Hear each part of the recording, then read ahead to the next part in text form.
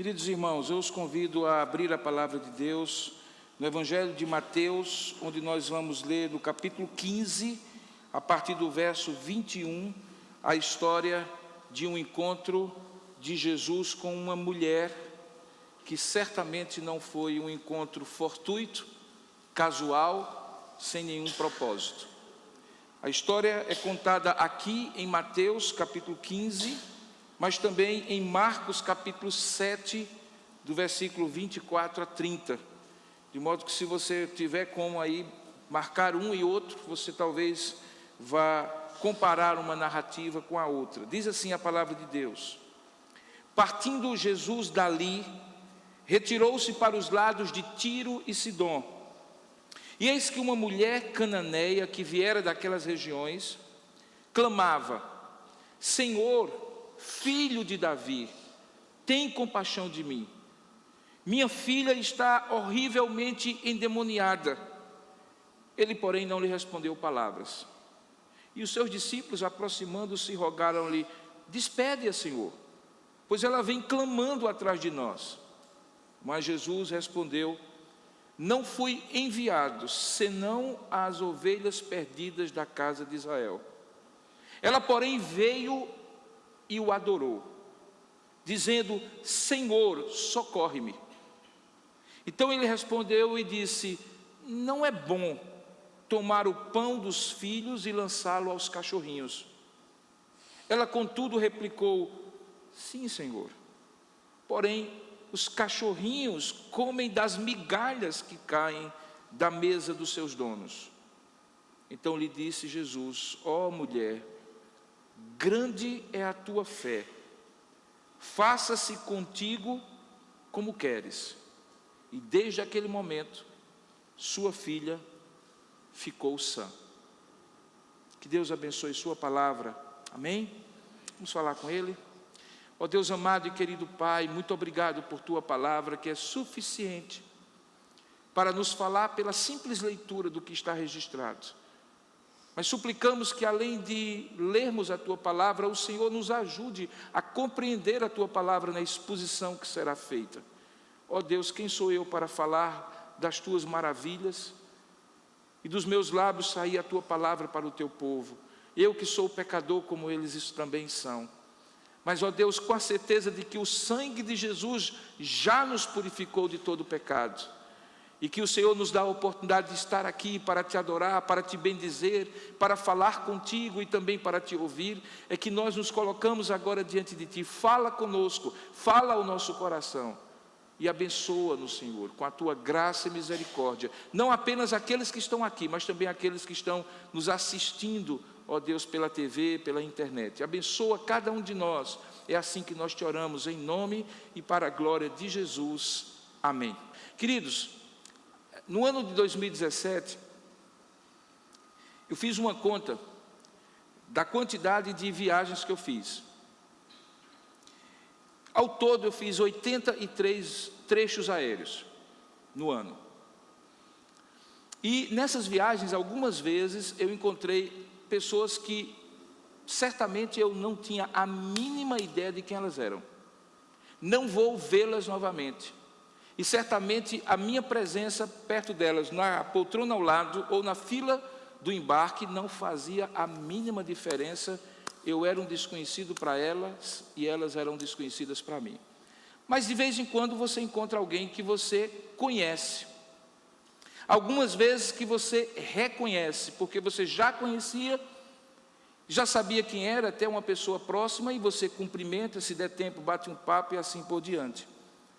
Mas algumas você, ou eu, conhecia de longe, da televisão, por exemplo, um ator, um esportista, aquelas pessoas que a gente imagina que nunca vai ter a oportunidade de conhecer. E numa dessas ocasiões, eu estava numa fila, 2 lugares à frente havia uma pessoa famosa, dessas que a gente costuma chamar de celebridade. E obviamente que onde uma pessoa dessa está, atrai atenção, atrai pessoas, atrai interesse. E uma dessas pessoas, tipo fã, se aproximou e pediu para tirar uma selfie. Antigamente pedia para fazer um autógrafo, né? Mas isso é coisa de quem, como eu e você, nascemos analógicos. Hoje o pessoal que é totalmente digital, do berço até a sepultura, então pede para tirar um selfie. E eu não sei você, eu também não tenho a mínima problema de tirar um selfie, eu não tenho um lado melhor, um lado pior, mas esse pessoal tem. E o rapaz se aproximou daquela senhora, jovem senhora, do lado errado. Eu imagino que alguém tinha dito para ela no início da carreira que o ângulo é importante, porque isso faz a pessoa ficar mais magra, faz a pessoa ficar mais gorda, porque encobre aquela ruga e assim por diante. E ela passou uma descompostura no rapaz, mais ou menos assim, desse lado não, passe para o outro lado. E eu fiquei imaginando que aquele rapaz deveria dizer assim: e eu sei lá que lado é bom e que lado é ruim da sua história. Mas o rapaz, que era fã de carteirinha, humildemente baixou a cabeça, cortou a fila pelo outro lado e aí foi tirar a selfie. E aí cometeu o equívoco de fazer uma selfie assim. Como é que fala mesmo no computador? Paisagem não, né? Retrato. E ela disse: assim não, vire o celular. E o rapaz a essa altura já estava tão nervoso, e ele virou o celular. Aí, a essa altura, aquela moça que era celebridade, não sei de quantas, disse assim: seu imbecil, eu falei virar o lado do celular. Bom, eu não sei quanto aquela moça gasta com a sua assessoria de imprensa. Eu não sei quanto é que ela gasta para que pessoas tirem fotos bonitas dela na praia.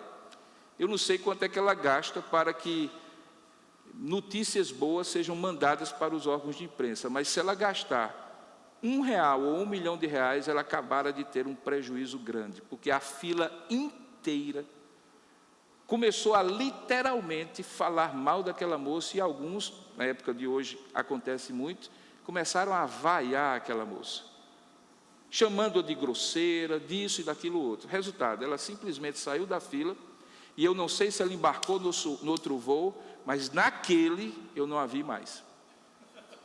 Nos dias de hoje isso acontece com uma certa frequência. Eu estava dando uma olhada hoje na internet e estava vendo um voo em que um dos ministros do Supremo Tribunal Federal, Gilmar Mendes, também conhecido como Gilmar Mendes, foi hostilizado num voo.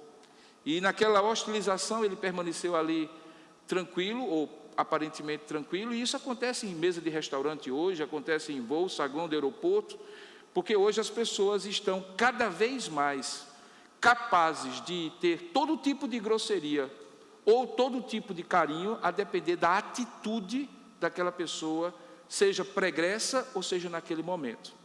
Nós estamos diante de um momento e de uma história que nós acabamos de ler, que remete a 2000 anos atrás, onde não havia selfie e não havia tendências de hostilização ou de deslumbramento de celebridades.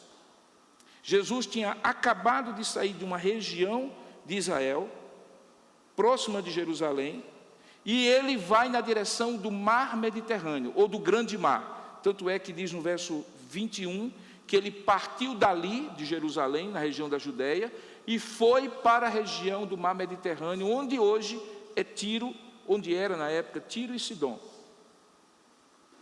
Nesse caminho, com os seus discípulos, diz o texto, uma mulher clamava para ele, daquele tipo que chama a atenção, porque o texto que diz que ela clamou tanto, mas clamou tanto, que mesmo quando da primeira vez Jesus não lhe respondeu palavra, veja aí no verso 23, ela continuou gritando a ponto de incomodar os seus discípulos. E aí os seus discípulos dizem assim: Senhor, pelo amor de Deus, atenda essa mulher, porque a gente não aguenta mais, ela está fazendo um show particular. Aquela mulher não queria uma selfie, aquela mulher não queria um autógrafo, aquela mulher não queria fazer qualquer coisa a não ser algo que importunava profundamente o seu coração. Talvez aquilo que importuna mais do que qualquer outra coisa uma mãe. Ela tinha uma filha que estava endemoniada. Esse termo que é usado aqui, ele pode significar tanto que aquela mulher, aquela criança ou aquela jovem, filha daquela mulher, estava enferma e que a enfermidade era fruto de um ataque de Satanás que afetava o seu corpo, ou que ela estava simplesmente tomada, possuída por um demônio. Seja qual for a hipótese, aquela mulher estava tão agoniada, tão atribulada na sua alma e no seu espírito, que ela insistiu com Jesus. A princípio ela disse assim: Senhor, filho de Davi, tenha compaixão de mim. Não apresentou sequer o seu caso, não apresentou sequer a sua demanda. Ela simplesmente reconheceu o senhorio de Cristo, o chamando de Senhor. E reconheceu que ele tinha poder por causa desse senhorio, poder que emanava do fato dele ser o Messias, porque a expressão que ela usa, filho de Davi, é aquela que nos remete à promessa da aliança que Deus faz com Davi, quando diz que da sua descendência nunca faltaria um herdeiro para ocupar o trono de Israel, e também da sua descendência viria o Messias, que era o próprio Jesus. Chamar alguém de filho de Davi era reconhecer que Jesus não era apenas um rabi, um profeta, ele era o próprio Filho de Deus, o Messias prometido. Ali estavam galvanizadas todas as esperanças de uma mulher, mas curiosamente essa mulher não era judia. É descrito que aquela mulher era uma mulher cananeia, uma expressão muito comum no Antigo Testamento, quando se falavam daqueles povos pagãos, nômades, mas que estavam ali na terra até mesmo antes de Israel chegar, os chamados cananeus.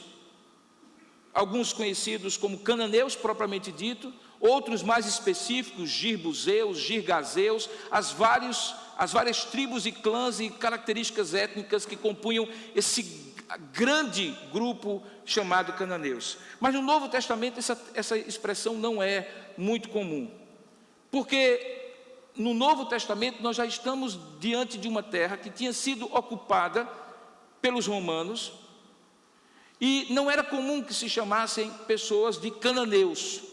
Cananeus remetia a uma situação bem antiga, e quando se era mencionado e se era ouvido, queria-se normalmente estabelecer aquele tipo assim: não é bom se meter com essa pessoa, tem uma história por trás, a origem dela não o ajuda, ou não a ajuda. Portanto, quando aquela mulher é caracterizada por Mateus como cananeia, uma mulher cananeia que vinha daquelas regiões de Tiro e Sidom, basicamente na descrição de Mateus, que era judeu, era uma mulher com quem certamente Jesus não iria querer se encontrar pelo fato de ser judeu. Algo semelhante àquilo que eu preguei no início dessa série de mensagens em relação à mulher samaritana. Não era que, como os samaritanos, eles tinham origens comuns, mas que em determinado momento da história os samaritanos se desviaram e se tornaram meio mistos no culto e na etnia, casando com povos pagãos. Não, aqui ela era uma pagã, puro sangue. Era alguém que realmente um judeu não iria jamais se aproximar ou sequer atender. Aquela mulher então diz: filho de Davi, tem compaixão de mim. E aí coloca o problema: minha filha está horrivelmente endemoniada. Mateus é enfático na descrição, quando diz que aquela menina estava horrivelmente endemoniada. Se você for para Marcos capítulo 7, onde também está narrado essa história, você vai ver que existe uma pequena diferença daquilo que Marcos descreve diante daquilo que Mateus descreve. Primeiramente, quando você vai em Marcos capítulo 7, verso 24, você encontra que aquela mulher Ciro-fenícia, era uma mulher, aquela mulher cananeia, era também conhecida aqui como uma mulher sírio-fenícia. Veja aí, diz assim: e levantando-se, partiu dali, falando Jesus, para as terras de Tiro e Sidom, aquelas duas cidades-estados que eram conhecidas como cidades fenícias, grandes comerciantes. Alguns dizem até que eles chegaram na América antes dos europeus. E tendo entrado numa casa, havia um motivo para Jesus não querer nada com aquela mulher. Preste bem atenção o que é que diz o texto. Jesus entrou numa casa e ele queria que ninguém o soubesse, ou que ninguém soubesse que ele estava ali. Mas olha só essa frase: no entanto, não pôde ocultar-se. Enquanto Mateus descreve a cena como sendo uma impossibilidade, talvez porque Jesus não queria se relacionar, dar atenção, tocar, falar, ouvir, interagir com a mulher que era pagã. Marcos descreve que o motivo não era esse, não era preconceito, não era discriminação, embora lá na frente até pareça quando faz a referência aos cachorrinhos, daqui a pouco nós chegamos lá. A razão não estava na mulher, a razão estava em Jesus. Havia um motivo porque Jesus queria passar ao largo daquela situação. Diz o texto que Jesus queria, naquela casa onde ele estava, na região de Tiro e Sidom, na antiga Fenícia, não ser reconhecido por ninguém. Ele não queria ser incomodado.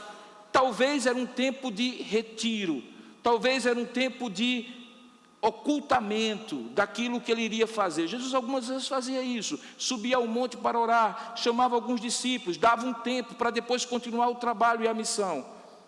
Curiosamente, ele não faz isso em terras judias, em terras que o povo de Deus estava ali. Ele não vai para uma sinagoga, ele não faz um retiro dentro de uma sinagoga, ele vai para um lugar mais impróprio que talvez um judeu iria. Ele foi para a Fenícia, terra pagã.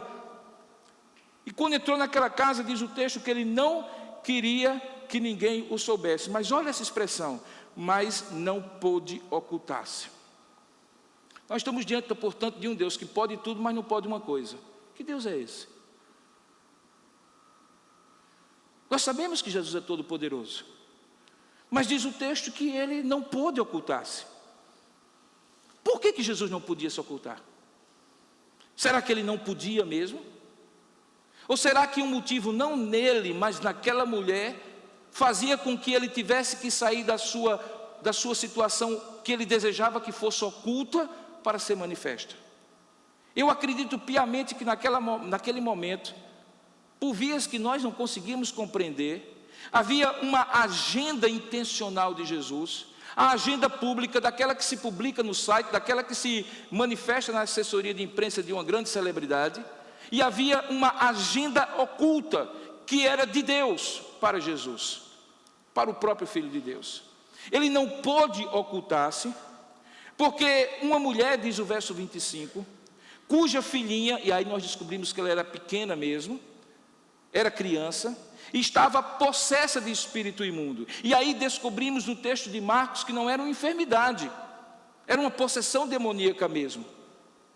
E aí ela, tendo ouvido a respeito de Jesus, ela foi e prostrou-se-lhe aos pés. E aí nós descobrimos que desde o primeiro momento, aquela mulher não apenas reconheceu Jesus como Senhor, não apenas reconheceu Jesus como Messias, mas ela teve a atitude típica e esperada de alguém que reconhece Jesus como Senhor e como Messias. Ela se prostra e adora. Na narrativa de Mateus isso não fica muito claro, parece que primeiro ela vai de pé, linha dos olhos semelhante à linha de Jesus, sem nenhum tipo de humildade. Aqui não, aqui em Marcos a gente percebe que ela já chegando, prostrada diante de Jesus, completamente entregue, reconhecendo a soberania dela, ele era Senhor, reconhecendo o poder dele, ele era Messias, e reconhecendo a necessidade de adorar Jesus, porque ela se prostra e adora. A partir dali, Jesus, voltemos ao texto de Mateus, aparentemente não dá cabimento àquela mulher. Diz o texto no versículo 23 de Mateus, capítulo 15, voltamos agora a Mateus, por isso que eu disse que era bom estar lá e destacar na sua Bíblia aí. Diz que ele, porém, não lhe respondeu palavra alguma. A situação piorou a ponto dos seus discípulos, incomodados, dizerem assim, Senhor, pelo amor de Deus, porque o texto que é usado aqui, o termo que é usado é rogaram-lhe, suplicaram, pelo amor de Deus, despede essa mulher. Se o propósito de estarmos aqui é que tenhamos um retiro e passemos aqui incólumes, completamente anônimos, essa mulher está estragando o plano. Ela continua vindo e dizendo assim, Senhor, filho de Davi, tem compaixão de mim. Senhor, filho de Davi, Senhor, Senhor, Senhor, filho de Davi, tenha compaixão de mim. E a mulher gritava e gritava e gritava. Os discípulos disseram assim, Senhor, diga pelo menos que não vai atender. E aí acontece o diálogo maravilhoso que explica porque é que na agenda de Deus, aparentemente Jesus queria ocultar-se, mas na verdade Deus tinha um propósito de revelar algo maravilhoso para aquela mulher. Diz o texto em Mateus que em dado momento Jesus então para e responde, verso 24: não fui enviado, senão as ovelhas perdidas da casa de Israel. Jesus faz uma declaração teológica correta, que nos remete para João capítulo 1, verso 11 e 12, lembra? Quando diz assim, que veio para o que era seu, e os seus se referem aos judeus, mas os seus não o receberam. O propósito inicial de Jesus era sim, com certeza, alcançar o povo da aliança, porque ele era judeu, o prometido para os judeus, tinha discípulos judeus, a mãe dele era judia, ele foi criado como judeu, e a aliança de Deus com aquele povo estava naquele momento para se cumprir, na medida em que eles o reconhecessem como Messias. Mas novamente, dentro do propósito maior de Deus, Paulo diz que havia um mistério que estivera oculto antes, e o mistério era simples, é que Jesus tinha vindo para os judeus, mas não apenas para os judeus. Porque o verso 12 diz assim: mas a todos quantos o receberam, deu-lhes o direito, o poder, a condição de serem feitos, de se tornarem filhos de Deus. Esse era o mistério que Paulo depois diz nas suas cartas, que estivera oculto e que os judeus não conseguiam entender, mas que Deus queria revelar-se tanto a judeus como a gentios, e torná-los ambos um só povo, chamado igreja. O povo de Deus, os chamados para fora, a eclesia, aqueles que estão no mundo e Deus os retira para si, sejam judeus, sejam gentios. O fato é que quando aquela mulher ouve aquela afirmativa, diz o verso 25 do capítulo 15 de Mateus, que ela, porém, não respondeu, não entrou em embate teológico, não tentou contradizer Jesus, não tentou desmentir Jesus, não tentou convencer Jesus, ela simplesmente prostrou-se e o adorou, e aí ela resume a sua demanda, o seu clamor, a uma frase: me socorra, meu Deus, me socorra, Senhor. Às vezes muitas palavras podem ser rebatidas, né? Às vezes alguém chega para você e pede, depois de um longo discurso, alguma coisa, mas ela usou tantas palavras para lhe convencer, que você começa a desconfiar que talvez nem ela mesma esteja precisando daquilo, ou com tanta certeza daquilo, porque se ela estiver realmente precisando, ela só precisa dizer: me socorra. É num momento como esse que muito é ruim, é demais, e que o pouco é suficiente. E aquela mulher então diz: socorre-me, Senhor. E ao dizer socorre-me, Jesus então continua na mesma direção e diz assim no verso 26: não é bom, não convém tomar o pão dos filhos e lançá-lo aos cachorrinhos. Jesus usa essa frase aparentemente enigmática para mim e para você, mas que a mulher captou, ela entendeu imediatamente, porque ela era sírio-fenícia e eventualmente interagia com judeus, e já tinha talvez ouvido muitos judeus orarem assim: Senhor, eu te dou graças, porque eu não nasci gentio, não nasci mulher, porque os judeus consideravam uma mulher e uma gentia, ou uma mulher gentia, duas vezes execrável. Eles a consideravam cachorrinha. Eu não sei você, mas hoje, nos dias de cães de estimação, nós achamos que os animais, aqueles animais são fofinhos, eles são para viver conosco. Naquela época não. Naquela época aqueles cachorros perambulavam nas ruas de Israel, eles eram enxotados, jogavam pedra neles, alguns deles se misturavam com lobos e se tornavam então cães selvagens. Muitas vezes eles entravam nos vilarejos e dizimavam aquilo que tinha, comiam as ovelhas, por isso a história do lobo e das ovelhas. Alguns deles não eram lobos, eram cães selvagens misturados. De modo que quando Jesus chama aquela metáfora para que aquela mulher recordasse a indignidade, a impropriedade, a impertinência, a impossibilidade de ele atendê-la, basicamente ele faz a menção a esses cachorrinhos. E diz assim: não é conveniente que eu deixe de alimentar os filhos, referindo aos judeus, para quem ele tinha vindo, para dar comida aos cachorrinhos, referindo-se aos gentios, entre os quais aquela mulher se incluía. E aí a resposta daquela mulher, irmãos, é de uma ternura, de uma confiança, de uma atitude desarmada, completamente vulnerável, daquele tipo de gente assim que você não tem como retorquir, como reclamar, como responder de outra forma. Aquela mulher diz assim: sim, Senhor, é verdade, mas nem que seja migalhas, os donos da casa deixam cair da mesa para que os cachorrinhos se alimentem. Eu não estou te pedindo muita coisa, Senhor. Eu estou pedindo que a migalha da tua graça saia da mesa dos judeus, para que eu possa comer aos pés do Senhor, vendo a minha filha ser liberta daquele espírito demoníaco. Era só o que aquela mulher queria. Aquilo foi mais do que candura, mais do que carinho, mais do que vulnerabilidade. Aquilo foi interpretado por Jesus como uma grande expressão de fé, porque diz o verso 28 que ele diz: ó mulher, grande é a tua fé. A fé e o desespero, irmãos, tem alguma coisa muito próxima. O desespero é a angústia daquela que não tem esperança. Por isso que a gente não pode dizer assim, que aquela mulher tinha uma fé desesperada. Ela estava profundamente angustiada. A impossibilidade, a impotência já tinha alcançado o seu coração e ela não sabia mais o que fazer com aquela menina endemoniada.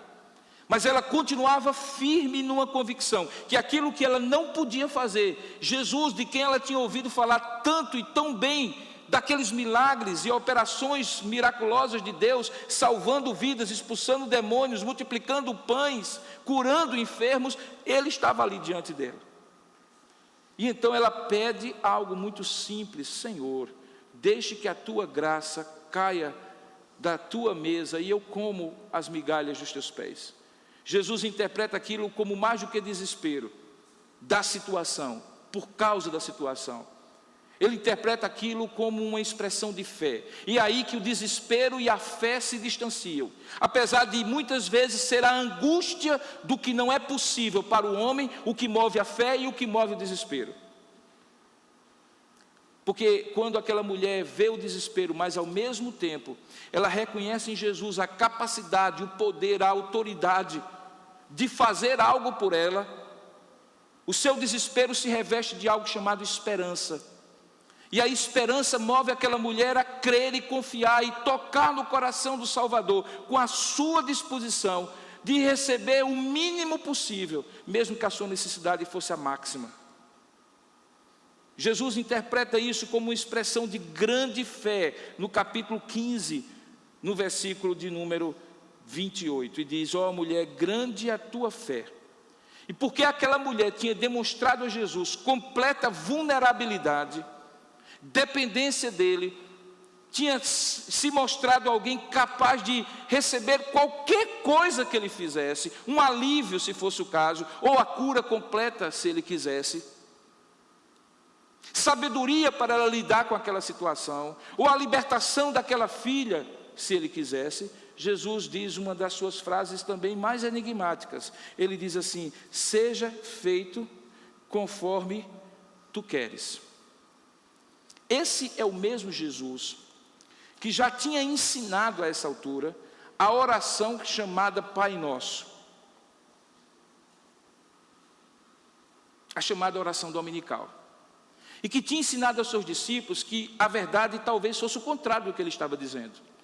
Porque na oração do Pai Nosso nós aprendemos que devemos orar, pedir, peticionar, demandar, clamar pelo pão, pela provisão, pela proteção, pela paternidade, pela presença de Deus, mas no final devemos dizer assim: que seja feita a tua vontade, não a minha. E aqui ele inverte aparentemente e diz assim: seja feita a tua vontade, minha filha. E coloca no polo passivo daquela relação o poder de determinar pela sua fé. aquilo que receberia. Jesus não faz isso dando um cheque em branco e invertendo o seu poder e a sua soberana vontade. Ele faz isso porque ele já tinha prescrutado o coração daquela mulher e discernido o coração daquela mulher, de que aquela mulher era muito mais do que uma demandante, uma peticionária de um pedido. Aquela mulher era alguém que estava disposta a se entregar a Jesus. Seja o que for, me dê o que eu preciso, mas eu te reconheço, porque eu me prostro aos teus pés, eu te chamo de Senhor, eu te chamo de filho de Davi. E quando Deus, preste atenção, quando Deus sonda o nosso coração e nos vê como mais do que pidões, e nos vê como mais do que demandantes, e nos vê como mais do que suplicantes, mas nos vê como pessoas disponíveis para adorá-lo, para se submeterem a Ele, para reconhecerem a soberania e o poder dEle em suas vidas. Aí sim, Ele sabe que o nosso coração está posto nele, e nada acontecerá de intromissão, de desejos e cobiças carnais num coração que está posto em Jesus. E aí ele diz: seja feito conforme a tua vontade, aquilo que tu queres seja dado. Porque ele sabia qual era a disposição do coração daquela mulher. O texto completa dizendo assim, que desde aquele momento, ou imediatamente, como outras versões dizem, a sua filha ficou sã. Nós não sabemos onde ela estava, mas Deus também não se limita no espaço nem no tempo.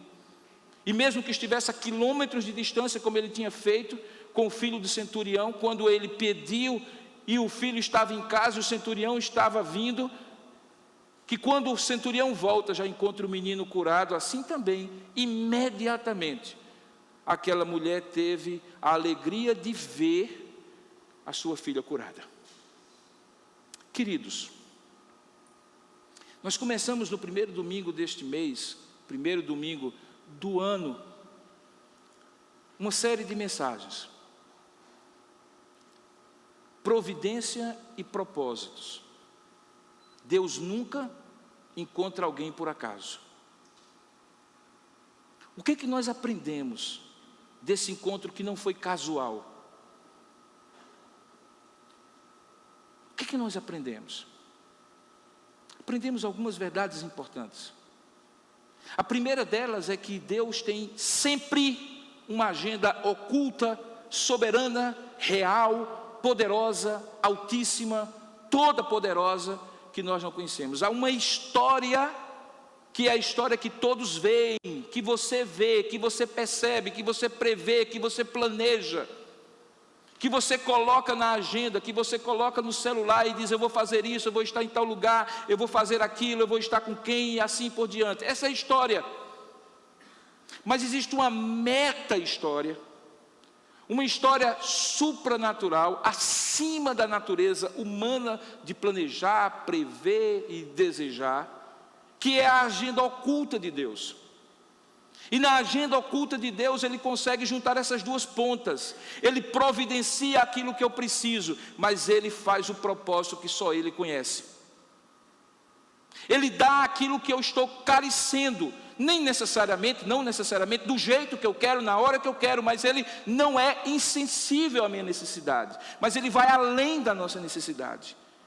Ele, de maneira oculta, só até ser revelada para nós, Ele cumpre um propósito que nós não sabemos a princípio, e descobrimos depois, quando a operação da sua graça se estabelece na nossa vida. Aquela mulher queria, irmãos, ter um encontro com Jesus. A agenda era oculta. A agenda é: vamos fazer um retiro, dar um tempo e descansar um pouco. Vamos inclusive para a região de Tiro e Sidom, porque lá pouca gente conhece. A agenda oculta de Deus era que, mesmo que fosse naquela região, e mesmo que houvesse tempo para descanso, mesmo que houvesse tempo para oração, Deus tinha marcado naquele momento o encontro de Jesus com aquela mulher. No propósito santo de Deus, aquela mulher reverteu a agenda visível, que todos sabiam que era Jesus se ocultar, e foi ao encontro daquele Jesus.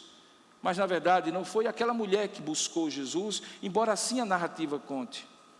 Havia um propósito que levou Jesus a estar no lugar certo, na hora certa, para se encontrar com a pessoa certa, com um propósito certo. Assim é também conosco.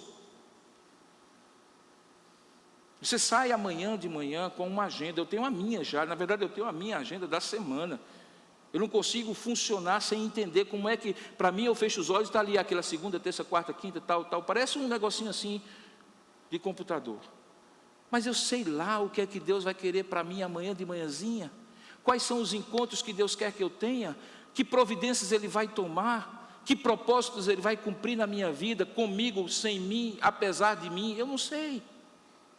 Mas eu tenho que deixar minha agenda aberta para que aquilo que é oculto para mim seja cumprido por Deus, e o nome disso é fé.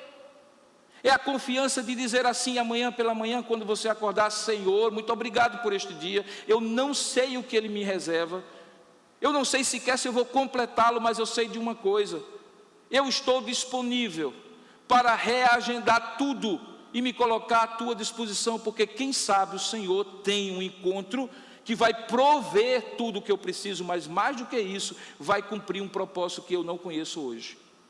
Não se surpreenda se Deus bagunçar a sua agenda. Não se surpreenda se Deus inverter suas prioridades. Não se surpreenda se Deus fizer você se desencontrar de pessoas e circunstâncias que você já está agendado. Não se surpreenda se Deus agendar coisas que você não conhece. Se Ele assim o fizer, Ele fará para cumprir um propósito, ainda que providencie a sua necessidade naquilo que você mais carece. Nós aprendemos uma outra verdade. É que esse Deus que é soberano, Senhor Altíssimo, que nunca é surpreendido, sabe todas as coisas, até porque decretou todas as coisas, e por isso sabe o que vai acontecer, também é um Deus cujo coração, além de altíssimo, todo-poderoso, soberano e imutável, é um coração terno, cheio de amor, de graça, de compaixão, de bondade, de misericórdia para conosco.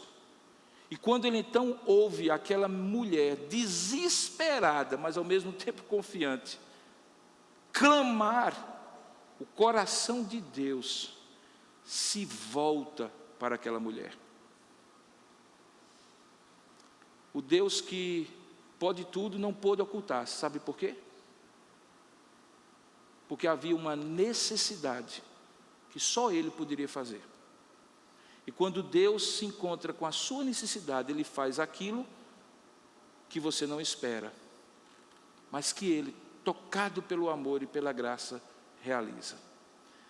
O que é que isso nos ensina? Ensina, irmãos, que quando nós buscamos a Deus de todo o nosso coração, quando clamamos a Ele, quando nos derramamos diante dEle, quando expomos a nossa fraqueza, fragilidade, vulnerabilidade, dependência e necessidade de Deus, Deus volta-se para nós. Tantos salmos que dizem assim: Senhor, inclina os teus ouvidos para mim. Eu quase consigo fechar os olhos e imaginar Ele fazendo o que nós fazemos. Quando um pequenininho quer falar conosco e aí a gente faz assim: como é mesmo? Inúmeros salmos falam de Deus, ou para Deus, dizendo assim: Senhor, volta os teus olhos para mim, volta a tua face para mim. E naquele momento é como se eu dissesse assim: Senhor, não quero ver tuas costas, se vire para mim, eu quero ver o Senhor. Sabe, Deus faz isso. E Deus faz isso quando uma necessidade se encontra com uma confiança que o faz a alguém, aquela mulher ou qualquer um de nós, a clamar a Deus e pedir a Deus por nós, por si. Deus então se volta, inclina ouvidos, move o seu braço, caminha na direção de cada um de nós, sem deixar de ser soberano, sem deixar de ser todo-poderoso, sem deixar de ser imutável, porque Ele é perfeito. E sendo perfeito, todos os seus atributos se harmonizam perfeitamente. E Ele consegue ser amoroso sem deixar de ser justo, ser imutável sem deixar de ser surpreendente. E finalmente nós aprendemos com essa história que antes de pedir, que antes de clamar, que antes de apresentar o checklist, a lista de necessidades, nós devemos, como aquela mulher, nos prostrar, nos derramar diante de Deus. Queridos, oração não é uma petição que fazemos a um juiz todo-poderoso. Oração é uma conversa. Oração é um diálogo apaixonado de uma criatura que olha para o seu Criador e o chama de amado da minha alma. Oração é alguma coisa que a gente tem prazer em conversar com Deus. Oração não é um despacho que a gente faz num papel e pedindo que Ele delibere. Por favor, dê o deferimento ou o indeferimento. Não. Oração não é burocracia. Oração é enlevo. É prazer em estar à presença de Deus. É adoração, é gratidão, é contemplação. Essa oração que essa mulher fez tocou o coração de Deus, porque não foi apenas uma demanda, mas foi um coração derramado diante dele, reconhecendo pelo que ele é e pelo que ele pode fazer. Deixa eu lhe dizer uma coisa: quando isso acontece, Jesus nunca encontra alguém por acaso. E mesmo diante de uma suposta impossibilidade, não é bom que deixe de comer os filhos para comerem os cãezinhos. Ele se volta para você. Ele se volta para aquela mulher. Ele se volta para um coração compungido e contrito. E isso me faz recordar a citação do Antigo Testamento, quando diz que Deus está no alto e sublime trono, lugar de majestade e poder, mas também habita com o quebrantado e contrito de coração, lugar de humildade para os mais baixos, como nós somos diante de Deus. Eu comecei esse sermão contando a história daquela celebridade, ou talvez subcelebridade. Gente que tem alguma fama, mas que de repente não é digno da fama que tem. Numa outra viagem, eu encontrei uma pessoa que há muitos anos eu acompanho. Acompanho assim, porque gosto do que ele escreve, porque gosto da postura dele. É difícil alguém escrever hoje no Brasil com tantas mudanças e manter uma coerência, e eu gosto daquela pessoa. E, novamente, no saguão do aeroporto, com um fonezinho de ouvido, no seu computador, num cantinho do saguão, eu vi, olhei e pensei: vou ou não vou? O cara está com o ouvido tampado, escrevendo. Eu imaginei-me logo no lugar dele. Eu disse assim: o cara não vai gostar. E aí eu fui, bati assim no ombro, do tipo assim, já esperando a pancada. Ele se voltou, tirou o fone de ouvido e disse: pois não? Eu disse assim: eu gosto muito do que o senhor escreve. Eu tenho esse livro do senhor. Se eu for ali e trouxer um volume, o senhor autografa para mim? Ele disse: pois não. Eu não acreditei. Ele colocou o fone de ouvido e eu corri ali na livraria do aeroporto, comprei o livro, pensando assim: que loucura, já tenho esse livro, vou gastar de novo. Quando chegar lá, esse cara não vai estar nem lá. E aí, quando eu volto com o livro lá, já chego lá, aí ele disse: como é o seu nome? O cara estava perguntando meu nome. Eu pensei, deve ser para colocar ali, né, ao leitor, ao amigo, sei lá quem, Robinson Grangeiro. E aí, eu dei o nome, ele colocou. Quando colocou, fez ali um dedicatório, esperando que seja útil para a sua leitura e tal, e tal, e tal, e tal. Tudo bem. Quando eu me despedi e apertei a mão dele, eu disse: eu vou exagerar um pouquinho. Eu posso tirar uma selfie com o senhor? É o seguinte, eu tenho 2 problemas com fotografia: estar na fotografia e tirar a fotografia. Estar na fotografia porque eu nunca consigo ficar fotogênico. Eu tenho descoberto, inclusive, que quando é de cima eu fico com um cabeção, quando é que fica de baixo eu fico com uma papada. Então eu tenho evitado. Minha mulher fica com raiva, eu digo assim: tire foto espontânea, que é mais fácil. Mas o segundo problema que eu tenho com fotografia é quando eu tenho que tirar a fotografia, porque eu nunca sei o ângulo correto. E ali, com a mão tremendo, eu peguei ali, fiz assim, aí tirei, ele me cumprimentou, obrigado, Robson, bom voo, lembrou do meu nome.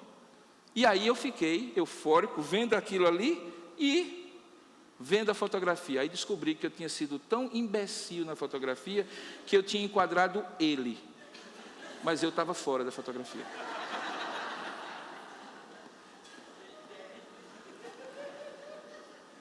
Parece engraçado, né? Parece engraçado, né?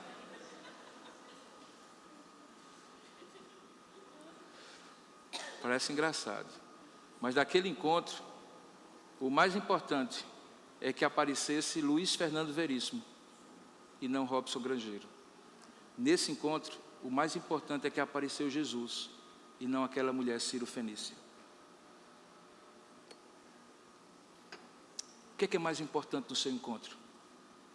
Que apareça Jesus ou que apareça você? Vamos orar? Ó Deus amado e querido Pai, rogamos a Tua misericórdia sobre nós, porque muitas vezes nós não compreendemos, nem buscamos o inusitado, o extraordinário, aquilo que nós não esperamos, mesmo quando temos uma necessidade tão grande. Ó Pai, eu te peço que o Senhor nos dê a Tua graça, para a semelhança daquela mulher, clamarmos a Ti e sermos ouvidos. Que ao invés de oculto, o Senhor se manifeste na nossa vida, como se manifestou na vida daquela mulher. E que a Tua graça e a Tua misericórdia possa nos ver, nos dar a possibilidade de ver o que nós esperamos e além do que esperamos, a Tua providência e o Teu propósito se cumprir na nossa vida.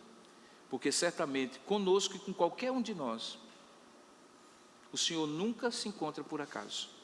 Muito obrigado, Senhor. Dá-nos a Tua bênção, em nome de Jesus. Amém, Senhor.